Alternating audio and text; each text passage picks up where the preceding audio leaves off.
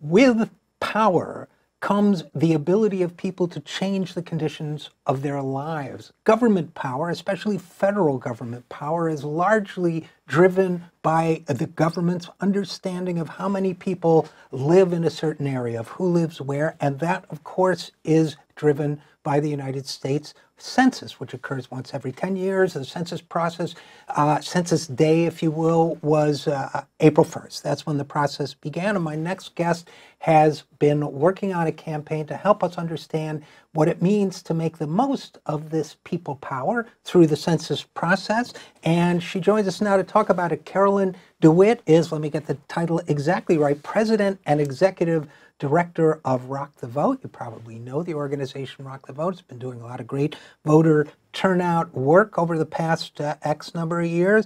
And she joins us now. So first of all, Carolyn, thanks for coming on the program. Well, thanks for having me. I appreciate it. So tell me why Rock the Vote is getting involved in the census and what you guys are doing. So Rock the Vote has been around for nearly 30 years, and our mission, we're a nonprofit, and our mission is really to build young people's political power. And one of the ways that we need to do that is by making sure that they participate in the census, which, you know, is largely how we distribute power in our country through both funds from the federal government, but also representation. So you guys are, you guys have a long history in getting people out to vote. Yes. And in this case, what you're doing is getting people out to be participate in the census, right? That's right. And so now most people, to the extent that they think about the census at all, they think about somebody with a pad or paper or something, I'm sure it's digitized now, going door to door, knocking on the door and saying, oh, hi, Carolyn, how many people live here? 3, okay. What are their names? And in this case, so I guess some people would hear that and say, well, what's the participation? They knock on the door, you answer the questions, and you're in. So there are a few things. First, just to think about young people in general, right? This is going to be the first census for most of them, where they're going to be responsible for filling out the census and not their parents or guardians. So basically, just like voting, it's they're unfamiliar with the process. So making sure that they understand the importance of participating in the census, and then what are their duties in terms of filling it out is really important. So that's what we're first making sure that we're doing. But then in terms of this census, the 2020 census, there are a few things. It is going to be basically the first digital census, meaning that while individuals can fill out a paper form, or they actually can complete it by phone, and there will be canvassers who come door to door, most households are actually going to be sent a postcard with a link that then they can fill out the census online. So it's a little bit different process than it has been in the past. So I know you guys are not only a nonprofit, but also nonpartisan, right? Correct. So, and I know there have been a lot of concerns about the way this census has been structured, and maybe we'll talk about those as it pertains not to partisan issues, but to what you're trying to help happen. First of all, my first thought when I hear that it's digital first, or that digital participation is a component, the first concern that comes to mind for me is, we still have something of a digital divide in this country, Absolutely. right? Some populations are less online than others. So if they in my mind, where my mind goes is if they over-rely on digital enrollment, you're going to have a lot more representation from certain, probably more well-to-do populations than other segments of the population. And it strikes me that injustice, both political and economic, could result from that. That's absolutely true. So one of the reasons why we are taking this so seriously is because even historically, the census has undercounted certain populations, most marginalized populations who actually are the most in need of that representation and that funding. And it's actually overcounted largely white, upper class individuals and households who might have a second home and count the second home, or might count a college student both at college and at home. And so what we really need to do is make sure that everyone is participating in the census, because those undercounted populations suffer when, their communities suffer when they don't get their fair share. And this census in particular, because of what we've seen out of the Trump administration, is that it's going to be under-resourced. The census is not receiving the funding that it needs to overcome the challenges, both historical challenges, but also current challenges. And we've seen with the Citizenship Question that's been covered a lot in the news, right. That they're really turning this into a political weapon, and this really needs to maintain its autonomy as something that is fundamental to our democracy, that is not supposed to be partisan. It's not supposed to be issued as a partisan piece of how our country runs, that so many decisions get made on it. Yeah, I totally agree. And I'm curious, how did you guys, as Rock the Vote, get involved in this issue? I mean, what was the process? I remember hearing about Rock the Vote when it was created and liking the mission, and maybe even being part of the target demographic at the time. I don't remember. But when you guys, and I really appreciate the mission of increasing voter participation, and I guess there must have been some sort of internal debate or discussion, or somehow the idea was brought up. I'm just curious to know how you evolved into doing this. Yeah, so, historically, I think Rock the Vote, so an important thing to note is we actually came out of, when there was a big movement to censor music or musicians who were mostly hip hop and rap artists who were speaking about their experiences. That's what Rock the Vote came out of. And so our first campaign was anti-censorship.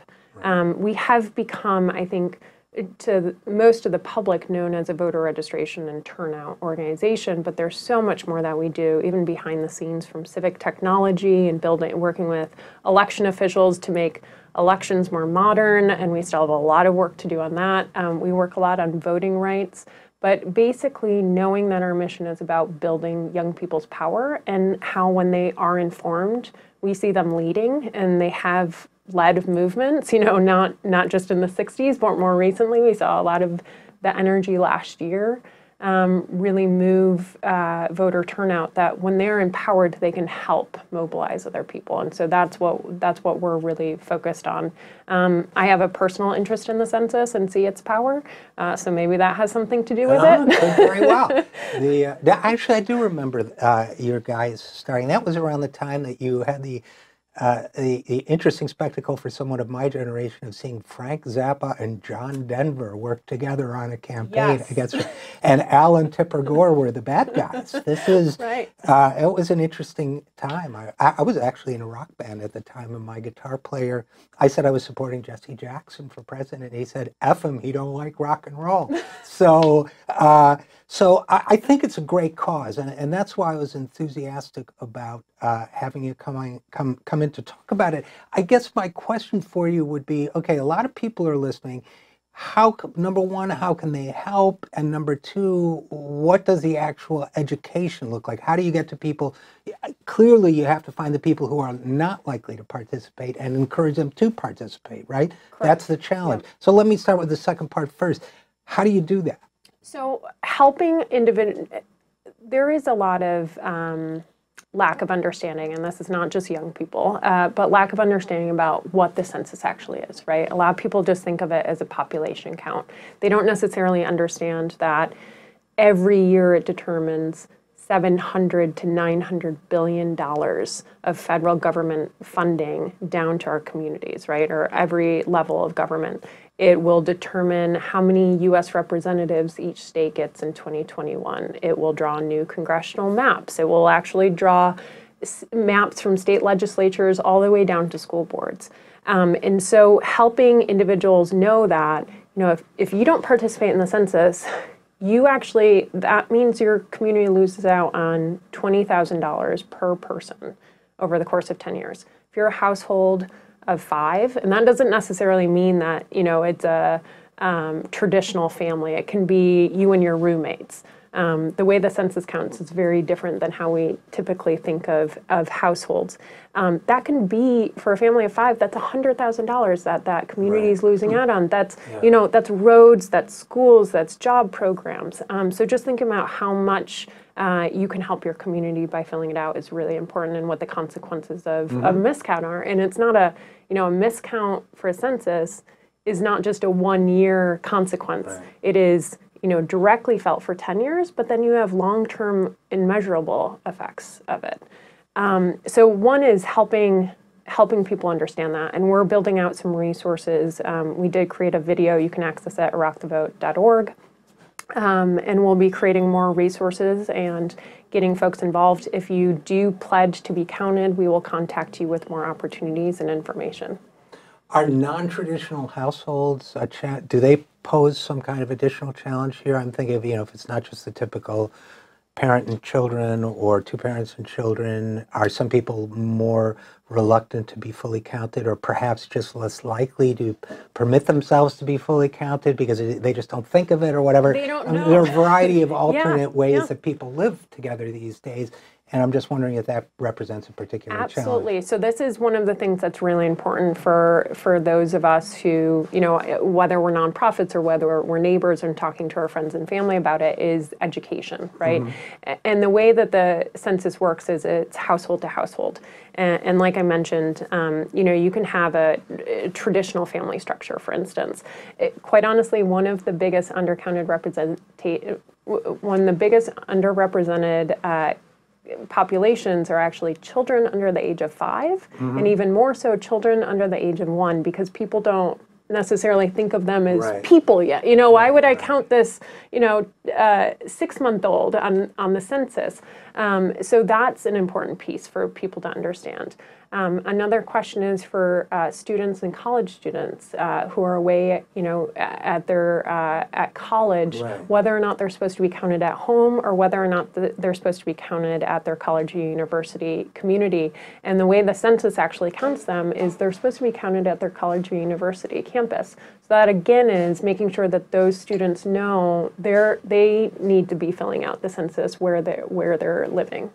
Okay, well that's great to know. So then now I'll get to the first part of my question, which was, so how do people help what you guys are trying to do or find out more about it? Yeah, so if you go to rockthevote.org, right now actually on our homepage we have a We Count Census campaign. You can sign up, pledge to be counted, but also we will be sending information and opportunities for individuals to get engaged and help mobilize their communities and their friends. We do have a video right now that's out, kind of an educational explainer.